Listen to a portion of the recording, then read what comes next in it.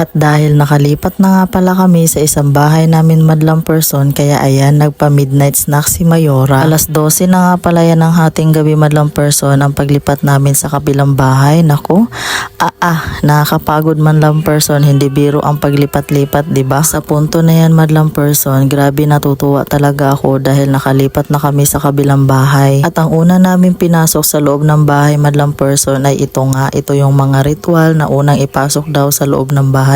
Paulit-ulit. Sa mga bote madlang person ay naglagay lang pala ako dyan ng bigas, bulak, asin, asukal, mga barya at tubig. At sinabay na rin pala namin yung Biblia at saka yung mga santos namin. Mga pamahiin noon hanggang ngayon mula sa mga kaninunuan natin. At wala namang mawawala kung susubukan mo or gagawin mo dahil tradisyon na rin kasi natin tong mga Pinoy, lalo na sa mga Chinese, meron din ganito, diba? At nagsaboy din pala ako ng mga barya madlang person mula sa sala hanggang sa CR. At syempre, sinabayan ko na rin ang dasal na sana maging okay yung pagtira namin dito sa panibagong buhay, panibagong bahay. At bakit nga pala kami lumipat madlang person at lumisan na kami doon sa dating bahay namin, char, lumisan talaga. Unang-una madlang person, sa dating tinirhan namin madlang person, sa ngayon kasi ay hindi na namin nagugustuhan yung environment doon. At pangalawa naman madlang person, na ito kasing si Josawa ko na si Victor ay public servant, kaya ayan, kami na lang yung nag-adjust, kami na lang yung umiwas. Mahirap na kasi eh. At pangatlo naman madlang person ay medyo mahina na rin kasi yung tindahan namin dahil ang dami nang nagsitayuan ng mga tindahan doon at malapit lang din kasi doon sa palengke madlang person, kaya syempre yung mga tao dediretso na lang doon sa palengke, lalo na may mga grocery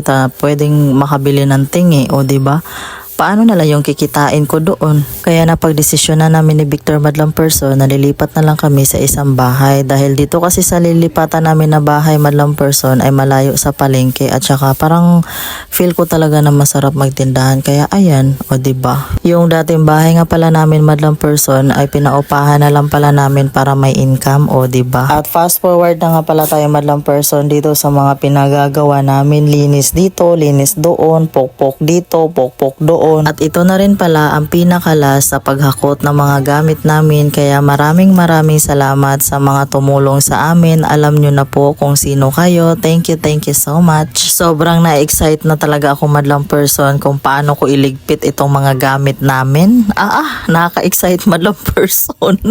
Tapos sabayan pa nitong makulit na bata madlang person, hindi ako makagalaw ng maayos dahil ang kulit-kulit, panay sunod sa akin, panay kung ano-ano mga sinasabi nito, kaya madlang person, baka pwede naman pakibantayan muna siya.